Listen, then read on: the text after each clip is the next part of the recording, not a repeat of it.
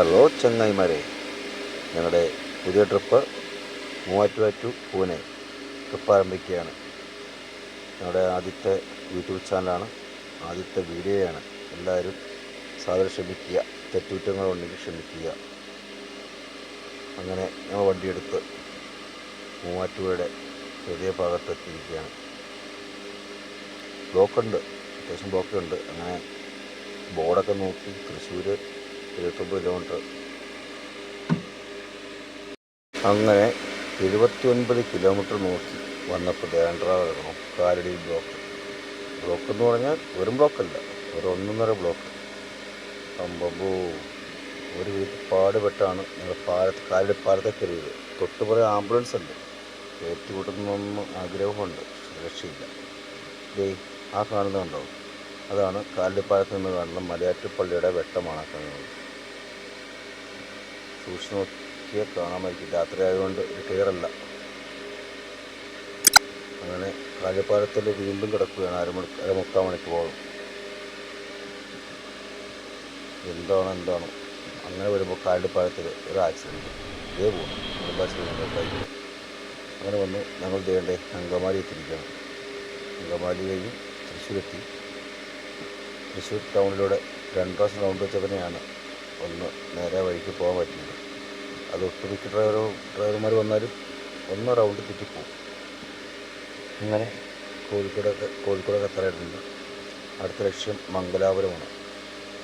മംഗലാപുരം ബോർഡൊക്കെ ഉണ്ട്. മുട്ട മഴ, ഒരു രക്ഷയില്ലാത്ത മഴയെന്ന് വെച്ചാൽ ഒരു രക്ഷയില്ലാത്ത മഴ. ഇത് നമ്മുടെ നാഷണൽ ഹൈവേ ആണ്. ഇത് കാസർഗോഡ് വഴിക്ക് തളിപ്പറമ്പിൽ നിന്ന് കാസർഗോഡ് ഹൈവേ. മണ്ണിടിച്ചിലൊന്നുമില്ല കേട്ടോ, അതോടെ ഹൈവേയുടെ പണി നടക്കുന്ന സംഭവങ്ങളൊക്കെയാണ് കാണുന്നത്. എന്തായാലും വലിയ താമസിക്കാണ്ട് ഇവിടുത്തെ പണി തീരുമെന്ന് പ്രതീക്ഷിക്കുന്നു. അങ്ങനെ ഞങ്ങളൊരു പാലാക്കുകയും അങ്ങനെ പൊയ്ക്കൊണ്ടേയിരിക്കുന്നു മുട്ട മഴയത്ത്. എന്ത് ചെയ്യാൻ, മഴയായി പോയില്ലേ. അങ്ങനെ നമ്മൾ വീണ്ടും മുന്നോട്ട് പൊയ്ക്കൊണ്ടിരിക്കുന്നു ചങ്ങാതിമാരെ. അങ്ങനെ നമ്മൾ കേരള കർണാടക ബോർഡറായ തലപ്പാടിയിലോട്ടാണ് നമ്മൾ എത്തിച്ചേർന്നുകൊണ്ടിരിക്കുന്നത്. ഇതാണ് അവിടുത്തെ ടോൾ പ്ലാസയാണ്. നമ്മളവിടെ നിന്ന് ടോളൊക്കെ കൊടുത്ത് ഫാസ്ടാഗിൽ പൈസയൊക്കെ അടിച്ച് നേരെ വണ്ടിയെടുത്ത് വീണ്ടും നമ്മുടെ പൂനെയിലോട്ടുള്ള യാത്ര തുടരുകയാണ്. നമ്മുടെ മുതലാളിയാണ് വീഡിയോ പിടിച്ച് വിഷമിക്കുകയാണ്, മുട്ടം വെയിലുമാണ്. അങ്ങനെ ഞങ്ങൾ മംഗലാപുരം ടൗൺ ചെല്ലുമ്പോൾ നമ്മൾ ദേശീയ പതാക ഇങ്ങനെ പാറിപ്പറക്കുന്നു. നല്ലൊരു കാഴ്ചയാണ് കേട്ടോ. അവിടെ നിന്ന് പിന്നെ പോവുകയാണ്. മുന്നോട്ടുള്ള യാത്രയിൽ നല്ല അടിപൊളി സ്ഥലങ്ങളാണ്, നല്ല അടിപൊളി ബീച്ച് കാണാം. ബീച്ച് പക്ഷേ ഭയങ്കര അപകടമാണ് ഇപ്പോൾ എന്നാണ് പറഞ്ഞത്. ഇവിടെ ഈ റോഡ് സൈഡിലോട്ട് തിരമാല അടിച്ചു കയറും. കഴിഞ്ഞ പ്രാവശ്യമൊക്കെ മഴക്കാലത്ത് റോഡിലൊക്കെ വെള്ളം അടിച്ചു കയറിയാണ് പറഞ്ഞത്. പക്ഷേ എങ്കിലും ആൾക്കാർ ഇതിനകത്ത് തുമ്പത്തൊക്കെ പോയി സ്വന്തം ജീവൻ കളയാൻ വേണ്ടി തന്നെ പോയി നിൽക്കുക വാശിയായിട്ട്. ഇത് നമ്മുടെ നാട്ടിൽ നടക്കില്ല, അവിടെയൊക്കെ പോലീസുകാർ ഓടിക്കും. എന്നിരുന്നാലും അവർക്കൊന്നും വരത്തില്ലേ ദൈവമേ എന്ന് പ്രാർത്ഥിച്ചുകൊണ്ട് ഞങ്ങൾ മുന്നോട്ടുള്ള യാത്ര തുടരുന്നു. അവസാനം സന്ധ്യയായി. ചോറും കറിയൊക്കെ വെച്ച് നങ്ക് മേടിച്ച് വറുത്തു. അത് കഴിച്ച് കിടന്നുറങ്ങി. പിറ്റേ ദിവസം രാവിലെ ആർട്ടിയുടെ വായിലേക്ക് പോയി 500 പോയിൻ്റെ ക്ഷീണത്തിൽ മുതലാളി തലയൊക്കെ ആട്ടി കുണുങ്ങി വരുന്നുണ്ട്. സ്ലോ മോഷൻ ഇട്ട് കൊടുത്തു. എന്തിലാട്ടെ 500 പോയതല്ലേ. വന്ന് എൻ്റെ കയറി അവർ ചീത്ത പറഞ്ഞ ദൃശ്യമാണ് കണ്ടത്. ഇതൊക്കെ കൃഷിപ്പാടങ്ങളാണ്, ഫുൾ കൃഷി. അവിടെ ഒരു ഗുഡ്സ് ട്രെയിൻ വന്ന് കിടപ്പുണ്ട്. അവിടെ എന്ത് കമ്പനി ഉണ്ടോ എന്ന് തോന്നണം. രണ്ടും ഗുഡ്സാണ്. ഈ കാണുന്നതൊക്കെ കരിമ്പിൻ തോട്ടങ്ങളാണ്. അങ്ങനെ അവിടെ നിന്ന് എടുത്ത് വണ്ടി ഒന്ന് ചൂടാറാൻ വെച്ച പോകണം. ചൂടായി, വീടൊക്കെ ഭയങ്കരമായിട്ട് ചൂടായിട്ടുണ്ട്. അങ്ങനെ വണ്ടിയുടെ കുറേ വീഡിയോ ഒക്കെ എടുത്ത് അവിടെ നിന്നും തുടങ്ങി യാത്ര. അങ്ങനെ പോകുന്ന വഴിക്ക് മേഘങ്ങൾക്കിടയിലൂടെ സൂര്യപ്രകാശം താഴേക്ക് എന്താ ടോർച്ചടിക്കുന്ന പോലെ നല്ല രസമല്ലേ. നമ്മുടെ ബാബുജി, ഇത് അവിടുത്തെ മഹാരാഷ്ട്രയിലെ ഒരു നൃത്യ സംഭവമാണ്. അങ്ങനെ നമ്മുടെ മുന്തിരിത്തോപ്പുകളൊക്കെ കിടന്നും എല്ലാം പിഞ്ച വളർന്നില്ല, കരിമ്പും അത് വിളവെടുക്കാറായിട്ടില്ല. അങ്ങനെ അതൊക്കെ ഇതെല്ലാം ഇപ്പോൾ വണ്ടി ഇരുന്നുള്ള ഷൂട്ടിങ് മാത്രമേ ഉള്ളൂ. അതാണ് ഇങ്ങനെ. അങ്ങനെ അവസാനം ഞങ്ങൾ ലോഡ് ഇറക്കുന്ന സ്ഥലത്തെത്തിയിരിക്കുകയാണ്. ഇതാണ് ആ ഫാക്ടറി. പെട്ടിപ്പലക ഉണ്ടാകും, പെട്ടി ഉണ്ടാകാനാണ്. ഇന്നും അങ്ങനെ ഇവിടെ ഹാൾട്ട് തന്നെ.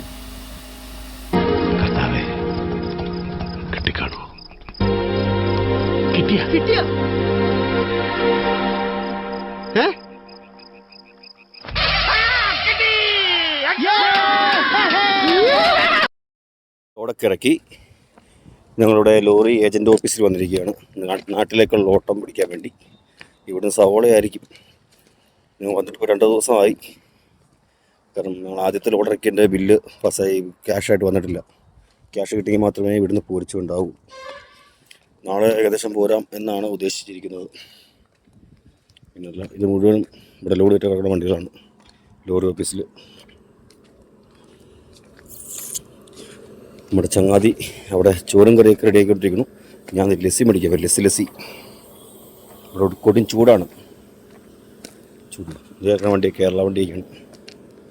എന്താ മൊത്തം വണ്ടി കർണാടക, തമിഴ്നാട്, മഹാരാഷ്ട്ര, ഇതൊക്കെ മുഴുവൻ വണ്ടി നമ്മുടെ അയൽവക്കക്കാരൻ്റെ വണ്ടിയാണ്.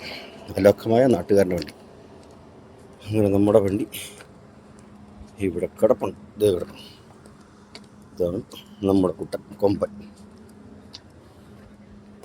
ഭക്ഷണം കഴിഞ്ഞു. എല്ലാവരുടെയും വളരെ കയറ്റി വെച്ചു. ബാക്കി നോക്കാം. സുഹൃത്തുക്കളെ, ഇത് ഞങ്ങളെ ലോറി പാർക്കിംഗ് ഗ്രൗണ്ടിൽ നടന്നൊരു ഇൻസിഡൻ്റാണ്. ഇതെന്താണെന്ന് വെച്ചാൽ, നമ്മൾ മറ്റുള്ള സംസ്ഥാനങ്ങളിൽ പോകുന്ന എല്ലാ ഡ്രൈവർമാരും ഭക്ഷണം വണ്ടി വെച്ച് ഉണ്ടാക്കുക തന്നെയാണ്. ഇല്ലെങ്കിൽ വയറിനൊക്കെ ഭയങ്കര പ്രോബ്ലങ്ങളാണ്. അതുകൊണ്ട് കൂടുതലും ഒരു 180% ആൾക്കാരെ വണ്ടിയിൽ തന്നെ ഫുഡ് ഉണ്ടാക്കുകയാണ്. പക്ഷേ വണ്ടിക്ക് ഉള്ളിൽ വെച്ച് ഫുഡ് ഉണ്ടാക്കുന്നുണ്ട്, പുറത്ത് വെച്ച് ഉണ്ടാക്കുന്നുണ്ട്. ഇത് ഗ്ലാസ് പൊക്കിയിട്ട് അവർ എന്തോ ഫുഡ് ഉണ്ടാക്കിയാണെന്നാണ് അറിയാൻ പറ്റിയത്. എന്നിട്ട് ഗ്യാസ് ഓപ്പണായിരുന്നു. മറ്റു ഡ്രൈവർ വന്ന് സിഗരറ്റ് കത്തിക്കാൻ ലൈറ്റ് കത്തിച്ചപ്പോൾ പൊട്ടിത്തെറിച്ചാണെന്നാണ് ഒരറിവ് കിട്ടിയത്. അങ്ങനെയാണ് പലരും പല രീതിയിൽ പറഞ്ഞിട്ടുണ്ട്. ഇപ്പോൾ ഏതാണ് നോണ ഏതാണ് സത്യം എന്ന് അറിയാൻ പറ്റില്ല. എന്തായാലും കൂടുതൽ ശ്രദ്ധിക്കുക എല്ലാ ഡ്രൈവർമാരും. ഭക്ഷണം പരമാവധി പുറത്ത് വെച്ച് ഉണ്ടാക്കാൻ ശ്രമിക്കുക. അപ്പോൾ പിന്നെ രാവിലത്തെ ഫുഡ് ഉപ്പുമാവ് ബിരിയാണി, ഉപ്പുമാവും ചിക്കനും മിക്സ് കഴിച്ചിട്ടുണ്ടോ നിങ്ങൾ? ഇവിടെ കട്ടൻ ചായയും ഒന്ന് കഴിച്ചു നോക്കി, അടിപൊളിയായിരിക്കും. നമ്മൾ 2 ദിവസം കഴിഞ്ഞിട്ട് ലോഡ് എടുക്കാൻ പോവുകയാണ്. ലാസൂർ മാർക്കറ്റിൽ പോയിട്ടാണ് ലോഡ് എടുക്കുന്നത്. ലാസൂർ നിന്ന് കണ്ണൂരിലേക്കാണ് ലോഡ്. ലാസൂർ മാർക്കറ്റിലേക്ക് ലോഡ് എടുക്കാൻ പോകും. ഇതേ കാണുന്നതൊക്കെ മഹാരാഷ്ട്രയിലെ ഒരു ബീവറേജ് ഔട്ട്ലെറ്റുകളാണ്.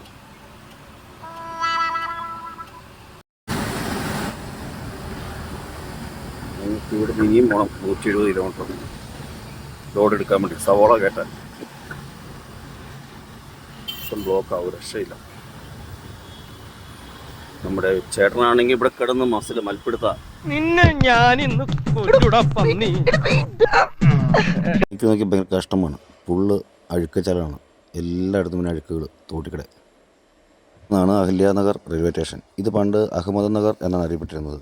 BJP ഭരണത്തിലേറെ പിന്നെ അഹല്യാനഗർ എന്നാക്കിയെന്നാണ് അറിയാൻ സാധിച്ചത്. ഫുഡ്സ് എല്ലാം അടുക്കി എന്തോരം വെച്ചാൽ നോക്കി, നല്ല രസമാണ് കാണാൻ. ഇവിടെ നീളം ഇങ്ങനെയാണ്. അതിമനോഹരമായ ഒരു ക്ഷേത്രമാണ് കാണുന്നത്. സ്വർണ്ണ കളറിൽ ആകാശത്ത് മേഘങ്ങൾ മുട്ടി. എന്ത് രസമാണെന്ന് അറിയാം കാണാൻ. നല്ല ഭംഗിയാണ്. ക്ഷേത്രത്തിൻ്റെ പേരൊന്നും അറിയില്ല.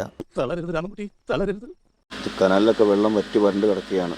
കൃഷിയിടങ്ങളിലേക്ക് വാൽവ് തുറന്ന് ഉള്ളോട്ടിടുന്ന ഒരു പ്രക്രിയയാണ് ഈ സംഭവം. പക്ഷേ എന്താണോ മൊത്തം കരിഞ്ഞു ഉണങ്ങി കിടക്കുകയാണ്. എന്താ ഈ കൃഷിയിടങ്ങളിലോട്ട് ചെല്ലാണ്. പക്ഷേ വേറൊരു സംഭവം കാണിച്ചാണ് നമ്മൾ വണ്ടി നിർത്തിയത്. നമ്മുടെ നാട്ടിലൊന്നും കാണാത്തൊരു പ്രതിഭാസമാണ്. ഒന്ന് കണ്ടു നോക്ക്. നമ്മുടെ നാട്ടിൽ മെഷീനാണ് ജ്യൂസ് അടിക്കുന്നതെങ്കിൽ ഇവിടെ കാളയെ കൊണ്ടാണ് ജ്യൂസ് അടിപ്പിക്കുന്നത്. നിന്നെ ആർക്ക് വേണം?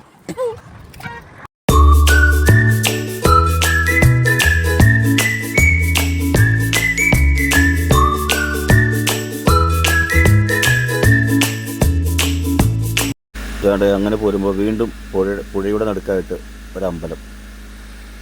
ഇത് മുഴുവൻ തക്കാളിപ്പാടാണ്.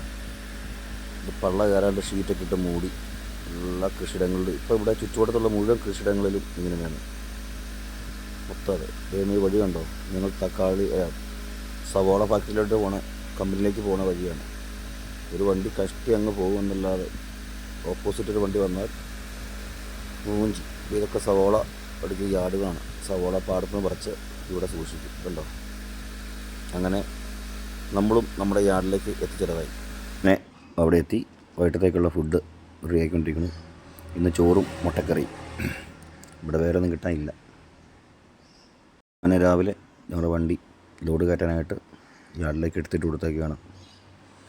സവോള ചാക്കിലേക്ക് വെച്ചേക്കുന്നു. ഈ ഓരോ ട്രാക്ടറിലൊക്കെ കൊണ്ടുവന്ന് സവോള അൺലോഡ് ചെയ്യാനാണ്. ഇവിടെ ട്രാക്ടറാണ് കൂടുതലും.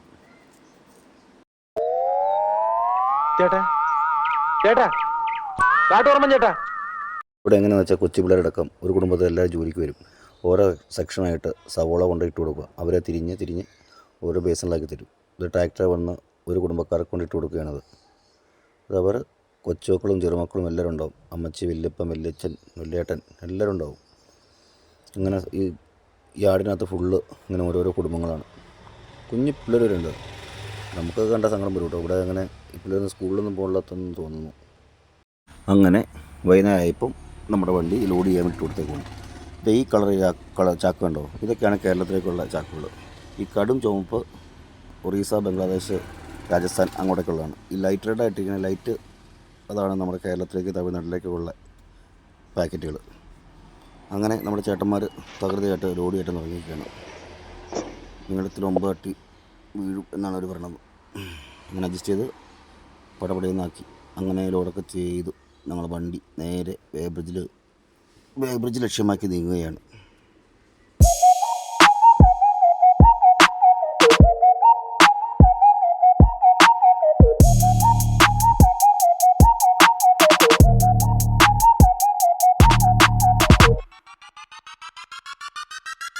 അങ്ങനെ വണ്ടി തൂക്കവും കൂട്ടി 36 ടണ്ണുമായി ഞങ്ങൾ പുറപ്പെടാൻ തുടങ്ങി. അങ്ങനെ ഞങ്ങൾ അവിടുന്ന് വണ്ടി എടുത്ത് പോവുകയാണ്. ഇടുങ്ങിയ പാതയാണ് കണ്ടോ, റോഡെന്ന് പറയുന്ന സംഭവമില്ല, ഭയങ്കര ദുർഘടമായ വഴി. അങ്ങനെ ഞങ്ങൾ ഒരു വിധത്തിൽ തട്ടിയും മുട്ടിയും പോയി അടുത്ത വേറൊരു വഴി ചെന്ന് കയറി. അതിലും വലിയ വഴി എന്ന് പറയാലോ. ഗൂഗിൾ മാപ്പ് അമ്മച്ചി ചതിച്ചതല്ല കണ്ടോ. അവസാനം വന്നപ്പോൾ എങ്ങനെയോ ഒരു പാലമൊക്കെ കണ്ട്, ചെറിയ പാലം. അപ്പുറം ഇപ്പം ചെറിയ പുഴയാണോ തോടാണോ ആറാണോ, വലിയ വീതിയുള്ള സ്ഥലമാണ്. വറ്റി വരണ്ട് കിടക്കും. എന്തായാലും ഇവിടെ ഫുള്ള് അങ്ങനെയാണ്. ഒരു പാലത്തിൻ്റെ അടിയിൽ നോക്കി ചുറ്റും ഫുള്ള് വറ്റി വാങ്ങി, അതിനടുക്ക് മാത്രം ചെറിയൊരു കുഴി വെള്ളം കാണും. മേളിൽ കുറേ ചേട്ടന്മാരൊക്കെ ഉണ്ടോ, പേടിച്ചിട്ട് ഞങ്ങൾക്ക് പേടിയായില്ല പോകാൻ. അങ്ങനെ പോരുന്ന വഴിക്ക് എന്തോ KSEBിലേക്കുള്ള സാധനമാണ്, വലിയൊരു മിഷനറി. ഒരു 36 വീലർ കൊണ്ടുപോവുകയാണ്. രാത്രി ആയതുകൊണ്ട് ഒന്നും തന്നെ ക്ലിയർ അല്ല, എങ്കിലും ക്ഷമിക്കുക. അങ്ങനെ വെളുപ്പിന് തന്നെ ഒരു ട്രാൻസ്ജെൻഡർ വണ്ടി കൈ കാണിച്ചു പൈസയ്ക്ക് വേണ്ടി. പൈസ കൊടുത്ത് പ്രാകും. അവിടുന്ന് ലക്ഷ്യമിട്ട് കേരളത്തിലേക്കുള്ള യാത്ര ലക്ഷ്യമിട്ട് വിട്ടുപോരുകയാണ്.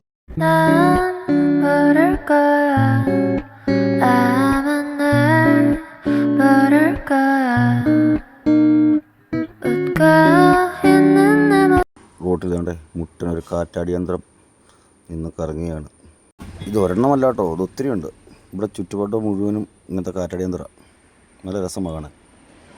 ഇത് കഴിഞ്ഞപ്പം ഇതാണ്ട് 3 കിലോമീറ്റർ നീളമുള്ളൊരു പാലമാണത്.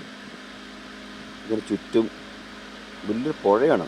ആ പുഴ ഉണങ്ങി വറ്റി വരണ്ട് കിടക്കുകയാണ്. നടുക്ക് മാത്രം കുറച്ച് വെള്ളമുള്ളൂ. അത് അവർ JCB ഉപയോഗിച്ച് ഒരു ചാല് പോലെ ഉണ്ടാക്കി ഇട്ടേക്കാണ്. കറക്റ്റ് 3 കിലോമീറ്റർ തന്നെ ഉണ്ട്. നമ്മളത് നോക്കിയാണ് പോകുന്നത്. ഇപ്പോൾ കണ്ടു നോക്കി വേണ്ട പുഴയൊക്കെ എത്ര വെള്ളമേ ഉള്ളൂ. ആ ഫുള്ള് ആ ബാക്കി കാണാൻ പച്ചപ്പൊക്കെ വെള്ളം കീഴ് നിറയണം മഴക്കാലത്ത്. എന്തായാലും ഭയങ്കര ഒരു സംഭവമാണത്. ഇവിടെ നിന്നാണ് വൈദ്യുതി ഉൽപ്പാദിപ്പിക്കുന്ന സംഭവം കാണിച്ചു തരാം. അത് എങ്ങനെ ഉൽപ്പാദിപ്പിക്കണമെന്നും അറിയില്ല. എന്തായാലും കുറേ വയറും കുറേ സാധനങ്ങൾ കൊണ്ടുപോയിട്ടിട്ട് ഒരു ചെറിയ പരിപാടി കാണിക്കുന്നുണ്ട്. ഇനി കട്ടെടുക്കണമാണോ അതോ ഇനി സർക്കാരിൻ്റെ വല്ല സംരംഭമാണോ എന്നും അറിയില്ല. എന്തായാലും എനിക്കൊന്നും മനസ്സിലായില്ല. ഇതൊരു ചെറിയ ദ്വീപ് കണ്ടോ അവിടെ. ഇത്ര ഉള്ളു വെള്ളമാകെ ഇവിടെ. ഇഷ്ടംമാതിരി മീനുണ്ട് കേട്ടോ അതിനകത്ത്. ഫുൾ മീനിൻ്റെ കളിയാണ്. ഇതാണ് ഞാൻ പറഞ്ഞ സംഭവം, കറണ്ട് പോലെ ഉൽപ്പാദിക്കുന്ന സംഭവം. ഓരോ ബോക്സ് വെച്ചാൽ എന്തായാലും അങ്ങനെ ആ 3 കിലോമീറ്ററുള്ള പാലവും കടന്ന് ഞങ്ങൾ ഏകദേശം രാത്രിയായി. ഹൈവേ വഴി ഞങ്ങൾ പോയിക്കൊണ്ടിരിക്കുന്നു. ഞങ്ങൾ ഭക്ഷണം തേടിയുള്ള യാത്രയാണ്. ഞങ്ങളുടെ അരി തീർന്നു പോയായിരുന്നു ഗൈസ്. അങ്ങനെ പിന്നെ കാട് കഴിഞ്ഞാൽ ഇവിടുന്ന് ഒരു 10 കിലോമീറ്റർ ഉള്ളിൽ പിന്നെ ഒരു ഹോട്ടലുള്ളൂ. ഇത് പേടിക്കേണ്ട ഒരു കാട് തന്നെയാണ്. കള്ളന്മാരൊക്കെ ഉള്ളൊരു കാടൊക്കെയാണ് എന്നാണ് അറിയപ്പെടുന്നത്. നേരാണ് ഇവിടെ പടം കൊടുക്കുന്നുണ്ട്. അങ്ങനെ ഉൾക്കാട്ടിലേക്ക് കയറി ഞങ്ങൾ മന്ദം പൊക്കണം. ഒരു വണ്ടിയുടെ പുറകെ തന്നെ പൊക്കൊണ്ടിരിക്കുന്നത്. ഒറ്റയ്ക്ക് പോകാൻ പേടിയാണ്. സത്യം പറയാലോ. ഉണ്ടോ കാടുണ്ടോ? അവിടെ നിന്നൊക്കെ വണ്ടി വരുന്നുണ്ട്.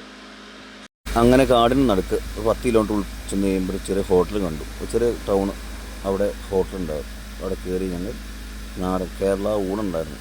എന്തോ ദൈവഗുരുത്വം കൊണ്ട് കേരള ഊണൊക്കെ കഴിച്ച് എൻ്റെ പന്നിക്കൂട്ടിനെ പിടിച്ചിട്ടാലോ എന്നൊക്കെ ആലോചിച്ചു.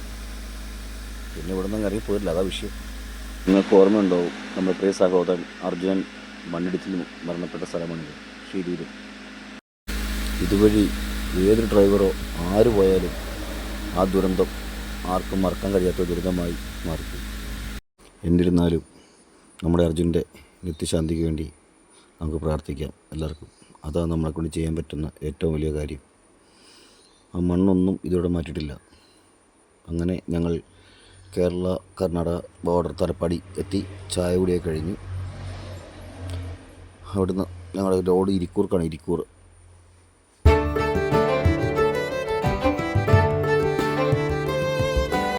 അങ്ങനെ നോക്കുമ്പോൾ ദാണ്ട്ര മോഹൻലാലൊക്കെ എൻട്രി ആകുന്ന പോലെ മാസ് ലുക്കിൽ പുലിമുരുകൻ വരുന്ന രീതിയിൽ ഇതേ വരുന്നു.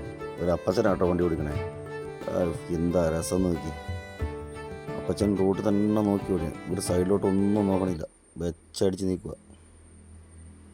അങ്ങനെ നമ്മുടെ വണ്ടി ഇരിക്കൂർ ഗോഡൗണിലെത്തിയിരിക്കുകയാണ്.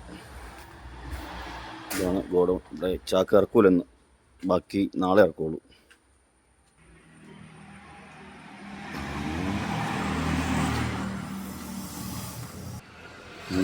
ഇപ്പുറം ചാക്ക് ഇറക്കി, ബാക്കി നാളത്തേക്ക് വെച്ചിരിക്കുകയാണ്.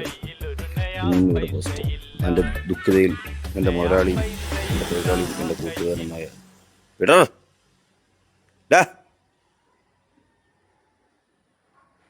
അപ്പോൾ എല്ലാവർക്കും അടുത്ത വീഡിയോയുമായി കാണാം. ഓക്കെ.